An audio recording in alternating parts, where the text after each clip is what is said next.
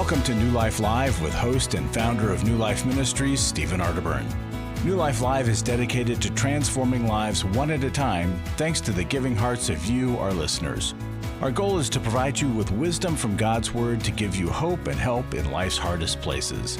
If you have a question you'd like to ask today, our phone lines are open. Call 1-800-229-3000. That number again is 1-800-229-3000. Now here's Steve. Hello, it's not Steve, it's Becky Brown, and I am joined by Dr. Jill Hubbard, who will be there in one moment, and also Milan Yerkovich. Hi, Milan. How are you? Hey, Becky. Great to be with you again. This is twice in 1 week. That's so exciting. I know. It is so exciting. And we are celebrating because it's Friday, and who doesn't love a Friday, especially on a long weekend? This is Friday before Labor Day, and also there are only 15 weekends left before Christmas, so you better start now and take advantage. Really? You're going to put that stress on Wow. us, Becky? Okay. As if there isn't enough stress in the world right now. But you know, we got to look forward to things, right? But Yes. I also have one of these, just ethereal questions. Why cannot we wear white after Labor Day? I just want to know, what is the answer to that? And who made up that rule? I'll tell you what. That's an East Coast thing. People on the East Coast, Becky. We where you we live. don't have stuff like that here on the West Coast, or like I like to say, the left coast. But we don't have. Yeah. We do not have those kinds of things there. That's a New England thing. Well, you always wonder, where do some of these rules come up, right? Like when did it originate? And I know you can Google it and find out, and I'm sure it had something to do with keeping things clean and pressed and all that kind of stuff. But, I wonder when you think about Labor Day, and it was created to give people who were laborers a rest. Literally.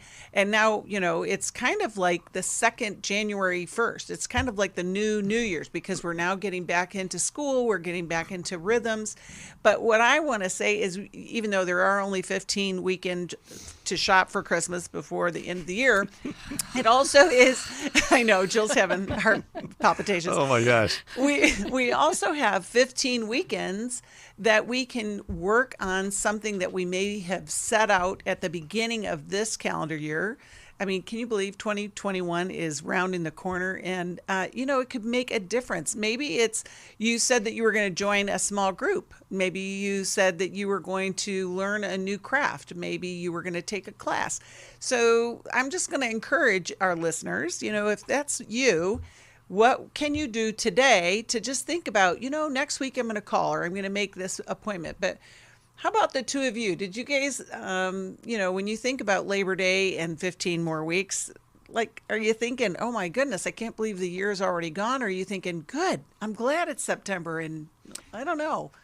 Well, you're right. I feel like the year is just starting, right? Because now with kids back in school, it's like, oh, I can focus on things that I couldn't while the house was so full. Yes. So for me, it's always like a fresh start of things that I've been putting off that maybe didn't happen in the spring, right? And that can happen now. But I'm also aware that a lot of things that people set out to do, they couldn't do, right? Because of things being shut down. So finding new ways to do the things that we want to do. Great. I was driving over a mountain road a couple of weekends ago, and I thought to myself, and Kay and I were talking, I said, who built this thing? Yeah. And it just winds all through over a mountain from Oceanside all the way out to the Salton Sea. And I think people worked really hard on this. And, Labor Day is a time to recognize and honor all the laborers who provided things that many of us just take for granted. I take for granted that road's there, but it wasn't once upon a time. And so that's a beautiful thing. And then I think we also have to realize Labor Day for a lot of people is just the end of summer. Right. Yes. And it's kind of the beginning of the fall. But I think, to your point, Becky, it's important to anticipate, what is upcoming, and to prepare ourselves and get ready for what the year end will bring to us. That's great. We'll be right back, and we're going to answer calls. I have a 15-year-old. She is very defiant, rude, and disrespectful to me. Children don't come with a set of instructions, so what's a parent to do? She has very intense screaming fits. Do you feel equipped to tackle the tough decisions and issues that can have a lifelong impact on your kids? I have a 11-year-old daughter, and I'm trying to help her with the situation regarding school. Are your children ready to thrive in this culture? I just feel like I'm at the end of my rope with her. Let New Life's online one-day workshop, Fearless Parenting, Preparing for the Teen Years, help. It's Saturday, October 2nd. You'll learn about bullying, discipline, boundaries, challenges in parenting, smartphones, social media, and screen time, how your own struggles affect how you parent, and much more. With insightful teaching and the guidance of a credentialed New Life counselor, this one-day workshop can equip you to meet the challenges of raising children in the 21st century. Call 1-800-NEW-LIFE to register or to find out more. 1-800-NEW-LIFE.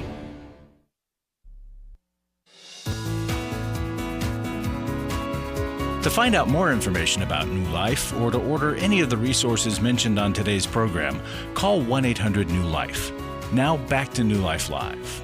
Welcome back.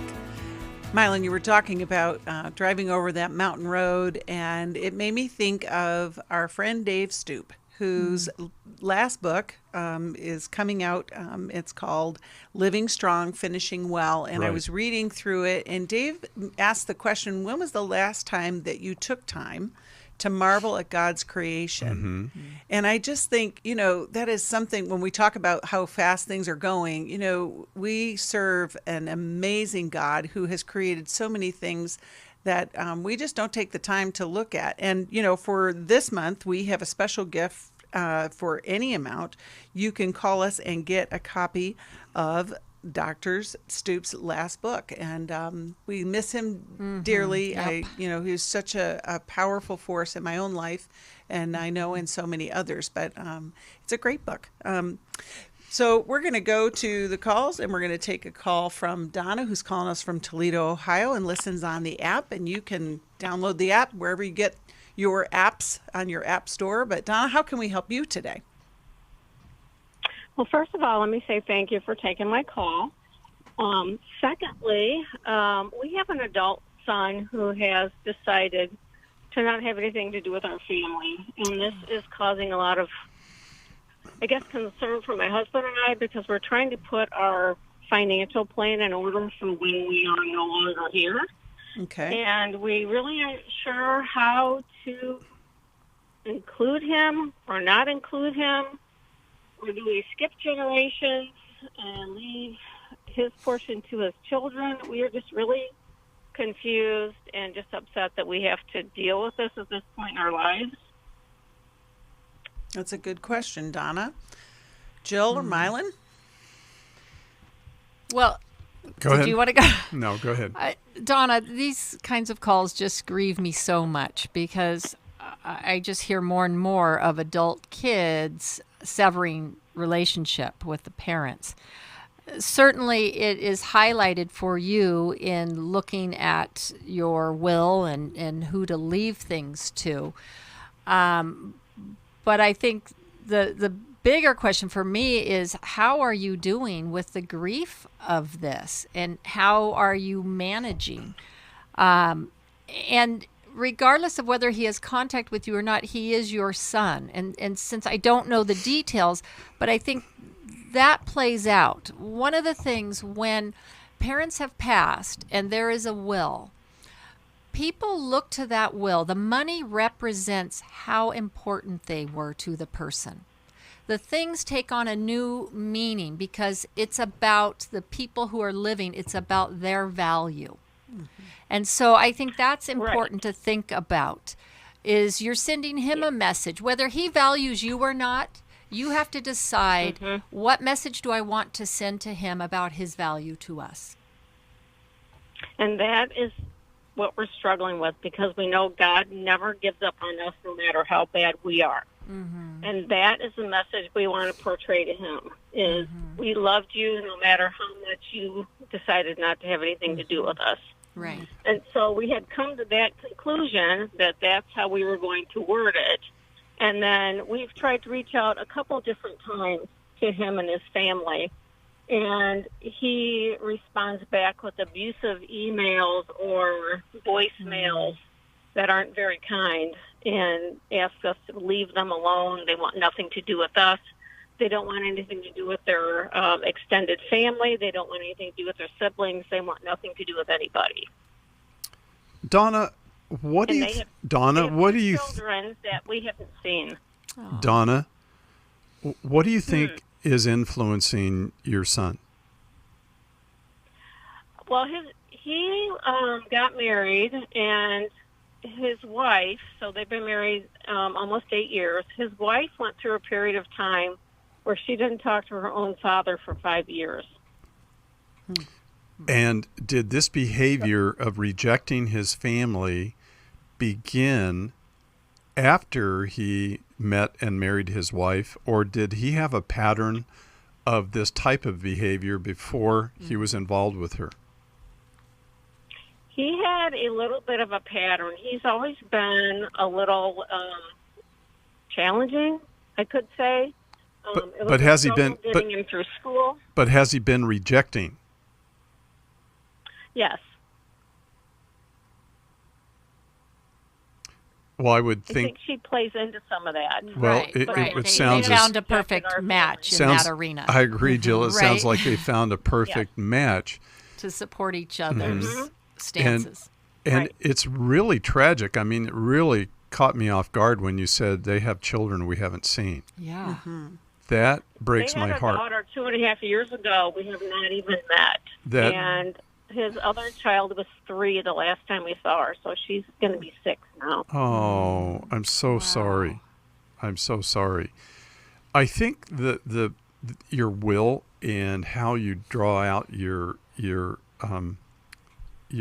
documents for the future is an important topic, but I really want to be thinking about how can we bridge this gap. You know, what can we do to have a relationship with our family, and why are they rejecting us? Why are they so severe? Because I'm also very concerned about the children that have to grow up in an environment where things are so rigid and where everything's so black and white and then mean. I would really want to continue to reach out and say, how do we reconcile this?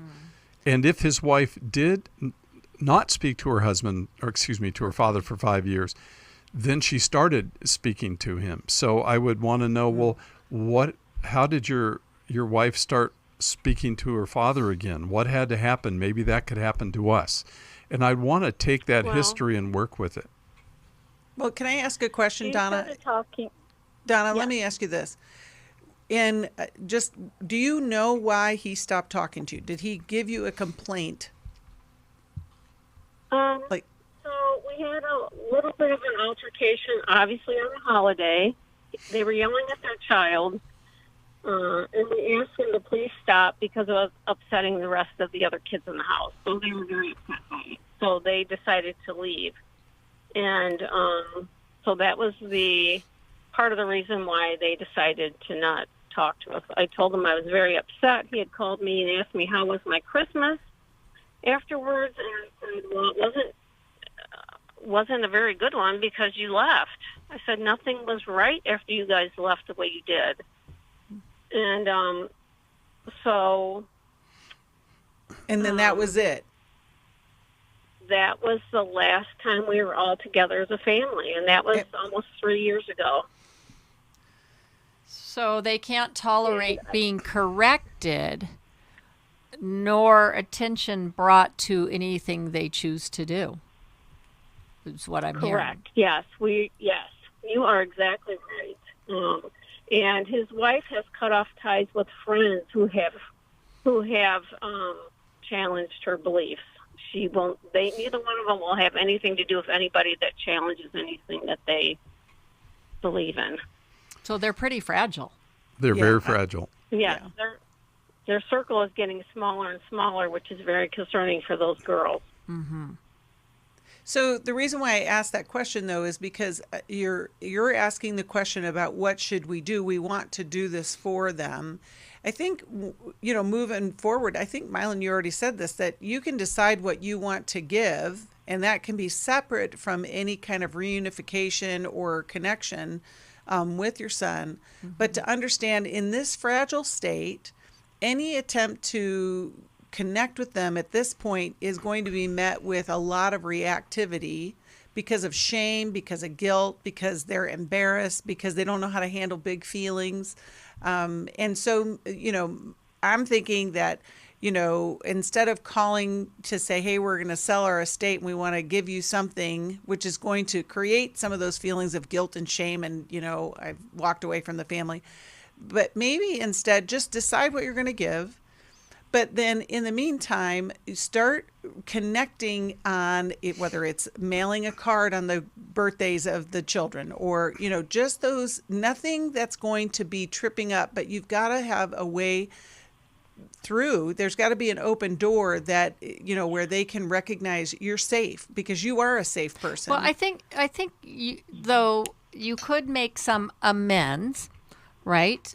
In saying that you realize that in correcting them in your home in front of people, that was probably not the best thing to do. And I think you can own that. There you go.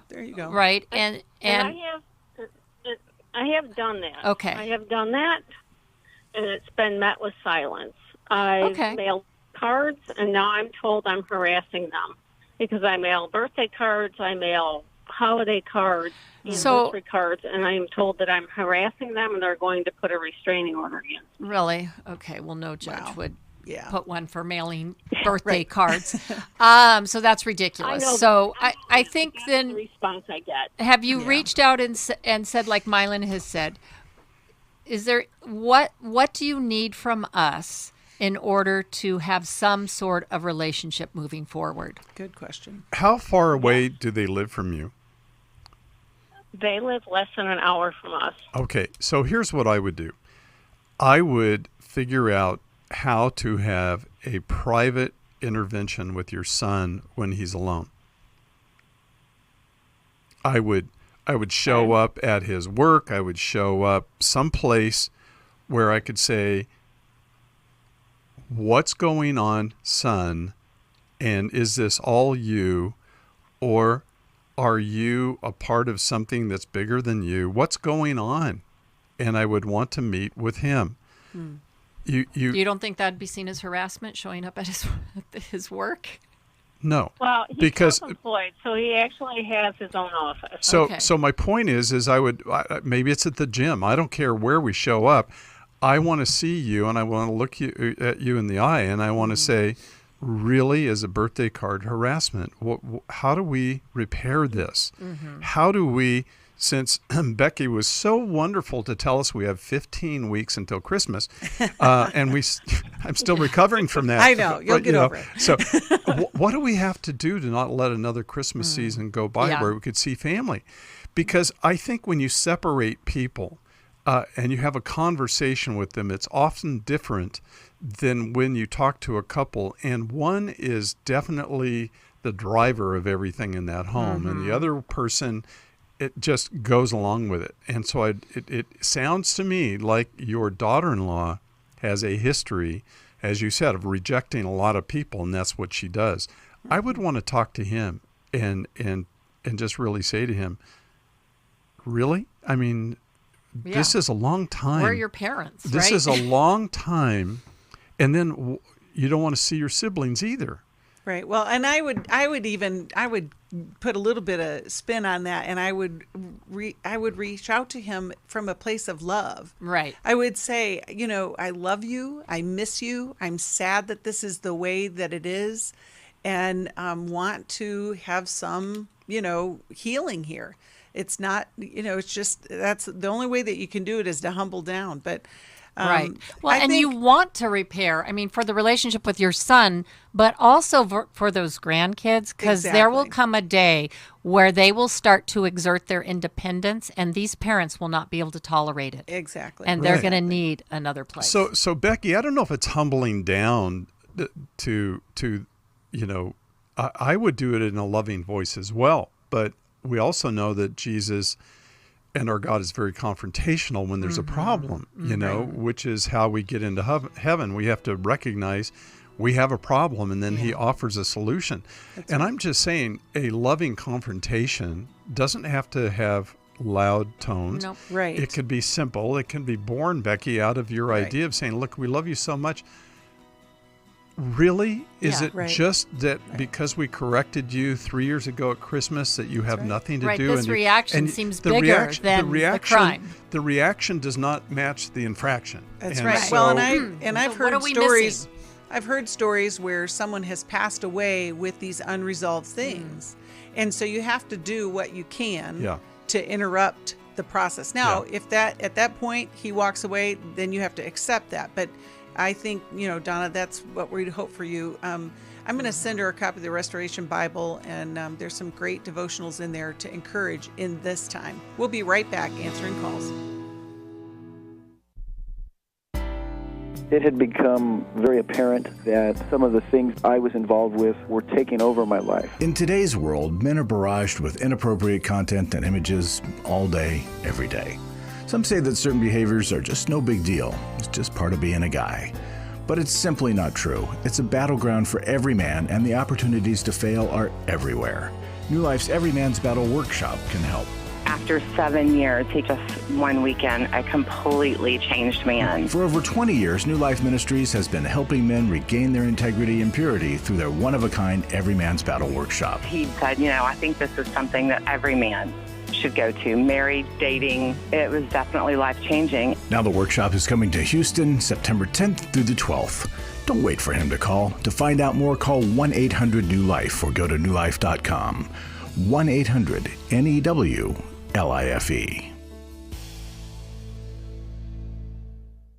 Hi, this is Steve Arterburn, and for 30 years, New Life has been the most trusted name in Christian counseling. I'm an addict, and I'm trying to get God in my life again. You seem to be able to get to the crux of a problem quickly. Our Christ-centered treatment programs can help you break free to embrace all that God has for you and your family. I just want to thank you guys for bringing me to a relationship with Jesus. There really is help for marital problems, depression, addictions, panic attacks, and feelings of hopelessness. I came back with so many tools to help me prepare myself to fight this struggle and this battle that I have every day. You can start living again today, living the life God intended for you. Help is available at 1-800-NEW-LIFE. They did care, and they did follow up very lovingly, and it made all the difference in my life. Call us at 1-800-NEW-LIFE. Someone who cares is waiting at the other end of the phone. God can open the door to a better tomorrow right now. Just call us at 1-800-NEW-LIFE. 1-800-639-5433.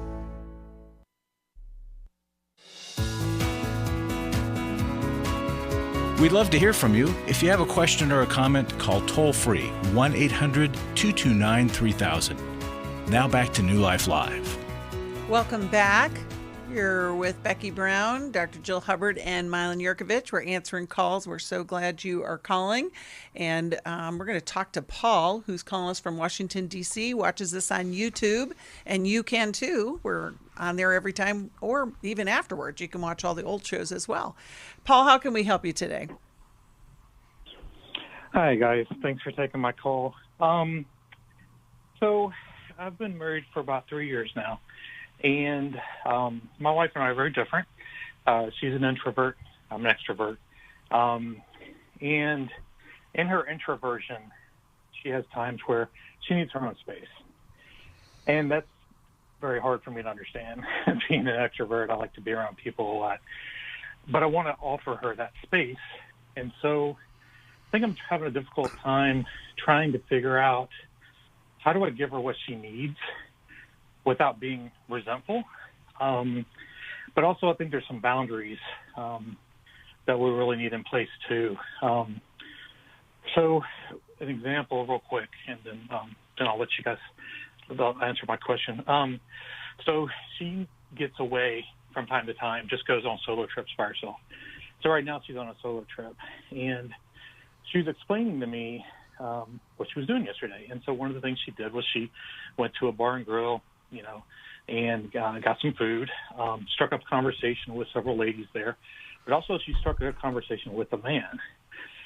And, you know, it just left me feeling very jealous, which I hated. And in the past, you know, she's done that and I haven't had a problem. But for some reason this time, I really, really am struggling with it. And so I don't know what's appropriate for me to be upset about and not to be upset about when I know she needs space in certain things. So I hope that makes sense. Yeah, it's a great question, great concerns. Early marriage, you're learning all kinds of things. Milan, how about you start with this one? Okay, Paul, thank you for your call. I think there's several things going on here. I don't think it's just the introvert versus extrovert going on here. I think that introverts do need time to do two things. One, they need time to process an answer to a question. They like to think about their answer before they give it. And then usually their answer is shorter than the extrovert's question. It'll be shorter in terms of substance and length of time. But they also need time to recharge their battery. And when they are around a lot of people, or they're pulled upon with respect to having to perform, or they're pulled by being around a lot of people, they need to shut down and be quiet, just sort of recharge their battery. So that's the introvert. But the issue is, why is she taking such extreme breaks and spaces away from you?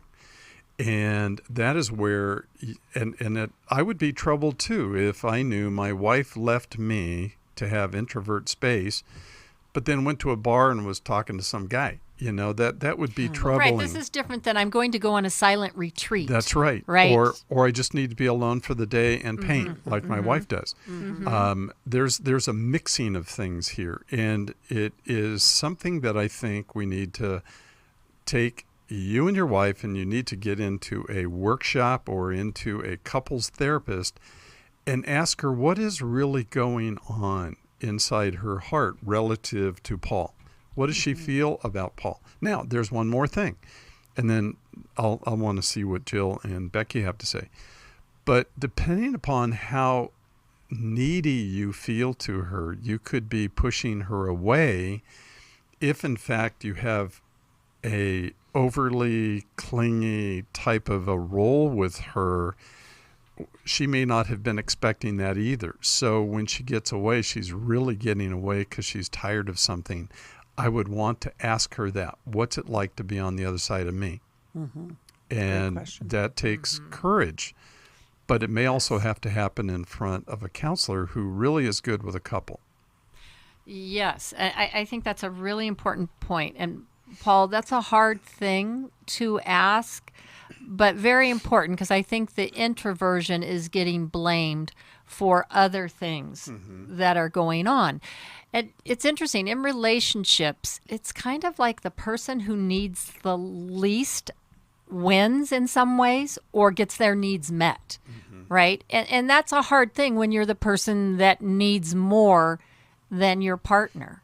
And so in that, there may be, for her, a fear of being overwhelmed, of being swallowed up, and or being suffocated. Because it is interesting, Milan, that she was out being social when she had control and no commitment to people, right? So that wasn't being introverted. That was actually being out there. Right. So, right? Jill, to that point, is it possible that he's an extrovert but also insecure?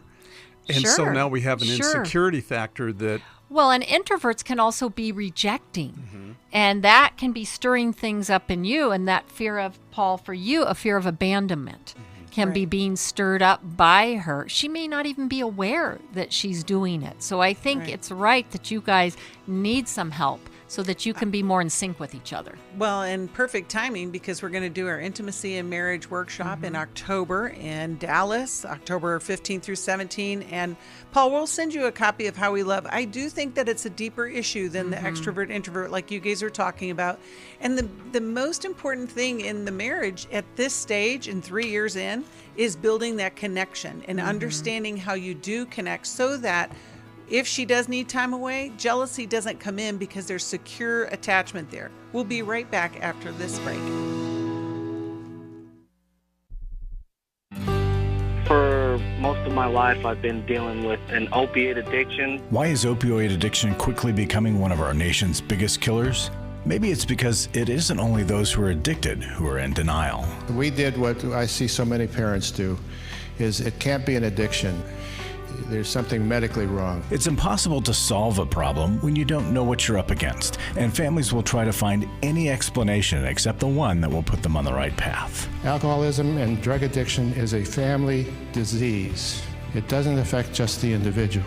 If someone you love is abusing painkillers, know what you're up against. It's time to admit its addiction and seek treatment. Call us today at 1-800-NEW-LIFE. We have partner treatment centers around the country. Call 1-800-639-5433 or visit us online at newlife.com. We just made a decision. We will do whatever it takes. 1-800-NEW-LIFE. I was really living a very anxiety-filled life.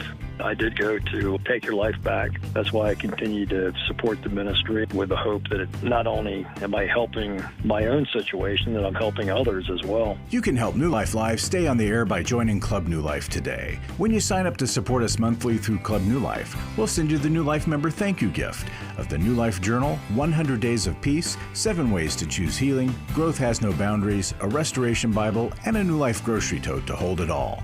Plus, there are ongoing benefits, like access to the Club New Life video library, the monthly Club New Life CD or download, quarterly resources, free shipping on purchased resources, and discounts on workshops. Call 1-800-NEW-LIFE. That's 1-800-639-5433. Support Club New Life, and together we can help hurting people find help and hope in life's hardest places. Call 1-800-639-5433 to join Club New Life today.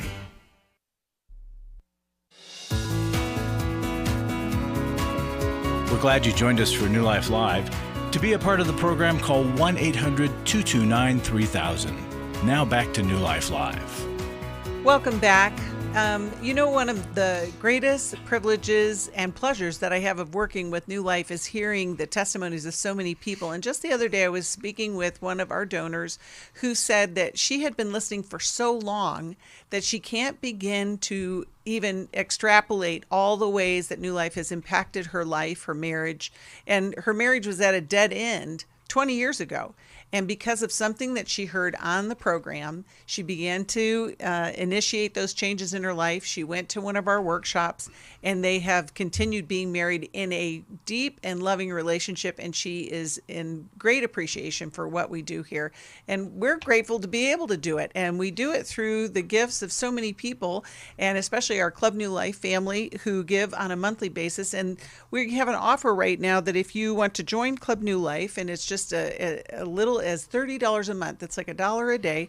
We have our Time with God welcome gift package, and it includes the books like 100 Days of Peace devotional, a New Life journal, a Restoration Bible, and 7 Ways to Choose Healing, and Growth Has No Boundaries. And it all comes in a bright green New Life grocery tote that you can carry to the grocery store and tell more people about New Life. But we would love for you to join our Club New Life family. We are forever grateful because you'll never know what an impact that your giving has done for so many people who can't give.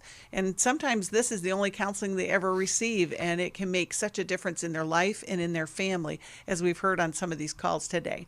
Speaking of the calls, let us go to Walt, who is one of our Club New Life members, and Walt is calling from Durant, Oklahoma, and he watches on YouTube. Hi, Walt. How can we help you today? Hi. Well, first of all, thank you very much for taking my call. Secondly, I'd just like to say briefly, I received the book, Dr. Dave Stoops' last book, in the mail today, and whoever's responsible for sending me that New Life, I sincerely thank you. I look forward to reading it. It's a great book. Thank you. I'm grateful to have it. Why I'm calling is I am a Christian and have been for years. Back when I'm 63 now, almost 64. Back when I was 19 or 20 years old, I met a man in church that I used to go to in Tucson, Arizona. He was 59 years old. He had cerebral palsy. He called it cerebral palsy. And he couldn't do much of anything for himself. And he invited himself to sit next to me at church one night. I didn't want him sitting next to me. I'm kind of an introvert. I just wanted to be by myself. Well, long story short, he kind of got his hooks into me. I felt sorry for him. Next thing you knew, I was giving him rides to church and back and the grocery store and doing all kinds of things, which I wanted to help him, But he just had a very demanding attitude, and just if I didn't do things he wanted when he wanted, he'd get real upset about it. He would touch me inappropriately at one time. At one time, he made an inappropriate comment to me, and all this just kept going on for a few years. And finally, I just broke off all contact with him. Would have nothing more to do with the man. Well, I found out about 35 years ago he died, and to this day, I am still very, very angry with him. It's just as if I knew him last week, and I have tried to forgive him. I've talked to other Christian people about this. I read Dave Stoops' book, Forgiving What You'll Never Forget, about that, and I just can't. As far as I'm concerned, I've canceled the debt. If he could come back from the dead and stand in front of me now, I'd tell him, look, I forgive you for what you did. But the anger, the rage I feel, I can't turn it off, and it really scares me. When I stand before the Lord, I just don't want to have that kind of anger and rage in me, especially against a Christian brother. It's possible, and it's possible this man may have been coming on to me, too. I don't know for sure that he was homosexual, but he may have been. And one of the things he did, one of the things he said got me to thinking he might have been coming on to me, which that's another reason I'm so enraged with him. But like I said, the man's been dead 35 years. Why am I still this angry with him? That's a good question. That is a good question. Well, Jill, Walt, I'm wondering, you say that you've forgiven him, but I wonder if you have forgiven yourself and forgiven your 19 and 20-year-old self, who was trying to be a good Christian but got sucked in by someone in need and tried to do the right thing, and then found yourself kind of, ensconced in this relationship that you didn't quite know how to get out of until you finally had to completely cut it off. And the fact that you, in a sense, were manipulated and were maybe even in a people-pleasing mode. I think sometimes it's hard to forgive ourselves that you gave time to someone who then took advantage of you and that you didn't see it. Milan, what would you say? Walter, are you still there? He's there, but he's got a lot of background noise, so that's why. He certainly does. Yeah. Well, I wanted to ask Walt a question. And go ahead. Typically, when... He's on. Okay, Walt... Yeah, I'm here. Okay, good. I'm standing outside in the field because I'm on a cell phone. I live in a country town. I don't get good cell service. I just have to stand wherever I can. I know. We hear the wind. We hear the wind. Yeah. So, Walt, here's my question. I apologize. Here's my question to you. Did anybody else ever betray you? Were you ever finding yourself victimized, hurt, betrayed, surprised, taken advantage of, like Dr. Hubbard was just talking about? Prior to this happening to you with this man at 19, 20 years old? Prior to that happening to me, I don't think so. Now, since then, okay, yeah, all right, thank you, Lord. Yes, well, see, I was basically abandoned by my parents at birth. I was born in 1957. I was raised by my grandparents on my mother's side. I didn't know until I was 16 or 17 that they were my grandparents. Now, they didn't betray me. I mean, they went out of their way to raise me, but I guess, my biological father abandoned me, and then I found out later he wanted me. Well, my grandparents said, no, you're not going to have him. You're not even going to see him. And my mother took off in the 1960s, just left. So that's the story I got, that she just left in the middle of the night, and we never saw or heard from her again. Okay, so I guess that would be it. Wow. Okay, so no, that's a lot. That's a lot. And so things are not always as they appear. That's right. And the inability to be able to trust something at face value. Here, you're doing a good deed, and this man took advantage of you and manipulated you. And so he abandoned you. He effectively, you didn't matter. He was dependent upon you. He was demanding. He was sexually inappropriate. Why wouldn't that enrage you? So I'm thinking, too, that this anger, even though it has been formed around this particular relationship at 19 and 20, I do think, Walt, it has roots all the way back to your infant self. Yeah. And that it's not just about this man. Right. When you're 19 and 20, you have a little bit more conscious awareness. And all of a sudden, all of these bricks that you thought were part of your life come tumbling down. And so what I would suggest, I'm thinking that this anger isn't really about this man. It's really about the whole part of your life that you didn't know. And, to work that out. And I think maybe the reason why you can't get rid of it is because it's been focused on this particular relationship. But that's just my 2 cents. I mean, well, Milan, Becky, what do you think about that? I think you're absolutely right. Yes. Because one of the things that we think is really important, I say we, Kay and I, is that a lot of times people take anger and they want to treat it as an isolated emotion. And let's do anger control management and all the anger management stuff. But the true antidote to anger is grief.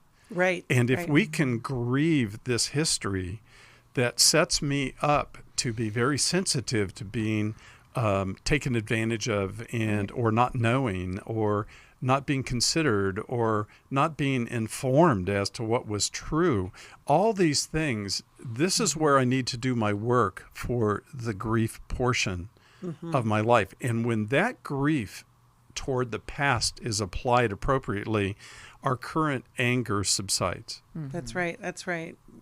Does that help, Walt? Give you a little bit of perspective? Yeah, when Milan said grief, that struck a chord because my oldest daughter died less than a year ago, and Steve Arterburn sent me, New Life sent me a book about the 12-step life recovery workbook. I'm just getting ready to start that, and when he said grief, I thought, okay, here's something else you need to grieve. Right. Well, and sometimes, Walt, when you have a huge loss like a child, the thing that you go to, and like in this situation, it's about this man, it's so accessible, whereas the grief process is so overwhelming, and they all kind of come together. Right. It's easier to be angry.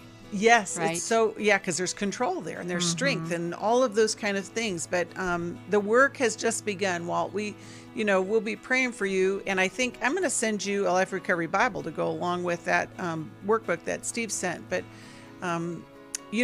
it's, whenever we're dealing with something that keeps repeating like this, we have to get underneath it. Got to dig deeper. Yeah, because there's always more to the story. And wow, that was powerful, Walt. And we'll be praying for you in this journey. We'll be right back after this break. I came into this thinking that my husband was the cause of many of our issues. The New Life Intimacy and Marriage Workshop is coming to Dallas, Texas, October 15th to the 17th. But after learning about our attachment styles, I understood how our past hurts were playing into our present problems. Join Steve Arterburn. It's been a dream of mine for a long time to help people to grow more intimately together, and we believe that everybody has room to grow in the intimacy level of their life. And Milan and Kay Yerkovich. We help couples understand how their attachment style is sabotaging their current relationship. And then we teach them how to create comfort in a relationship. And New Life's group counselors will help you focus on the area that will benefit your marriage most. To register or to find out more, call 1-800-NEW-LIFE. Here at this workshop, we had our first ever conversation without yelling, blaming, and accusing. 1-800-NEW-LIFE. Hi, this is Steve Arterburn, and for 30 years, New Life has been the most trusted name in Christian counseling. Your ministry has saved my life. If you struggle with emotional hurt, family or marriage problems, the pit of depression, or the pain of addictions, we can help. I'm down 100 pounds now from what I was. You guys are awesome. You're a blessing to America. Our treatment programs provide clinically appropriate solutions from licensed professionals, all in a biblical framework. I have had problems with alcohol. I think God has ordained this place to be His. You don't have to be a prisoner of your pain. Help is available at 1-800-NEW-LIFE. She tells me that I'm a new man, and I feel like a new man. It worked for me, and it can work for them too. This time it is different. If you're ready to take the first step toward genuine spiritual and emotional healing, please call us today at 1-800-NEW-LIFE. God can open the door to a better tomorrow right now. Call 1-800-NEW-LIFE.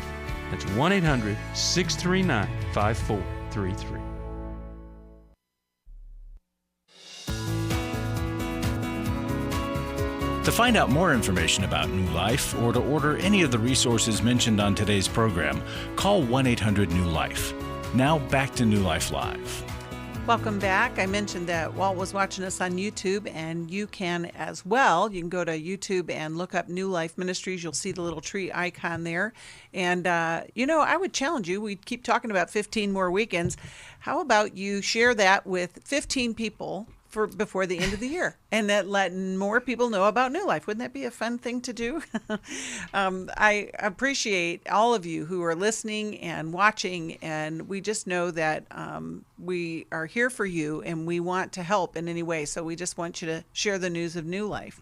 We're going to go to another call, and we're going to talk to Jimmy, who's calling us from Tallahassee, Florida, listens on Sirius XM. Jimmy, thanks for your call. How can we help you?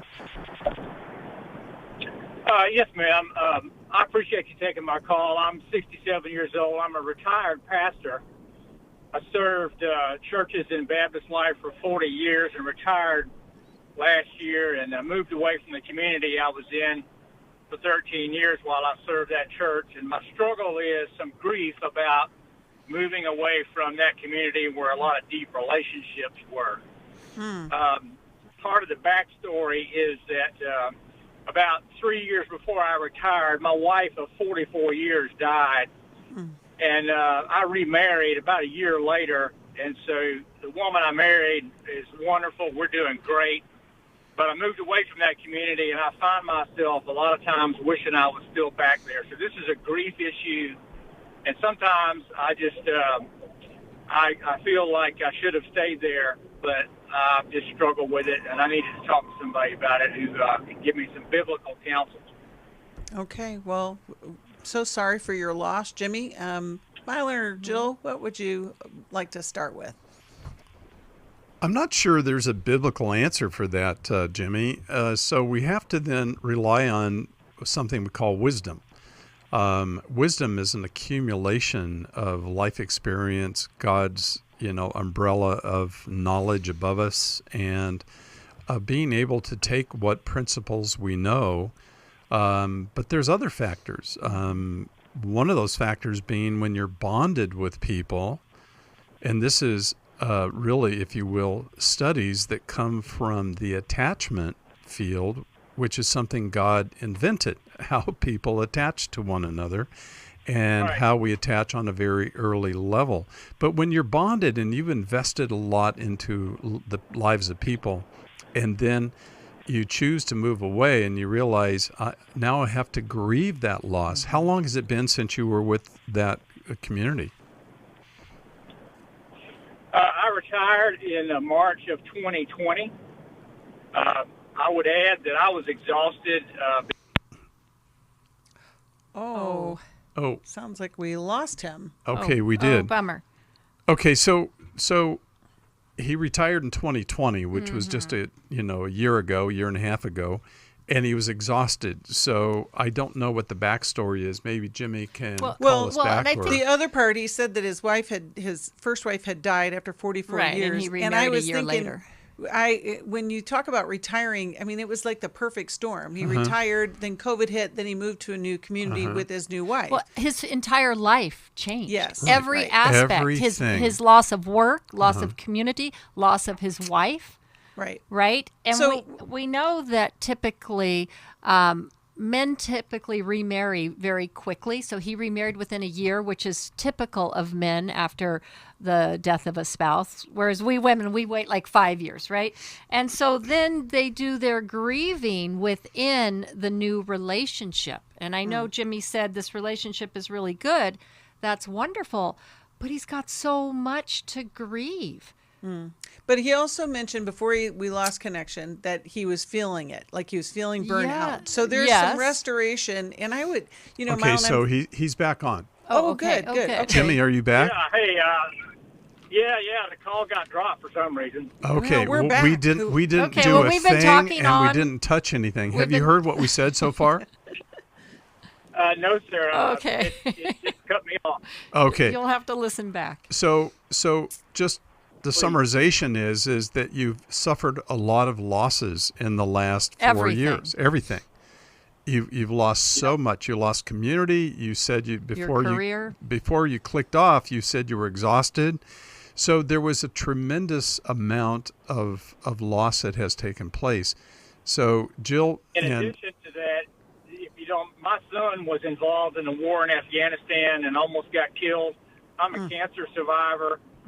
My late wife's illness provided catastrophic medical bills. We lost a house because we couldn't pay for it. So there's been a lot. And when I found a lady to marry who I'd known for 50 years, I'm telling you, she pulled me out of a deep hole.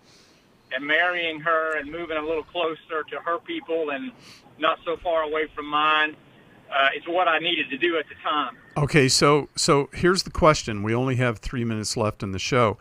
Do you have a question? We are validating the truth that you've been through a lot and you have a massive amount of things to go through that are very important, and there's going to be grief. What is your question of us?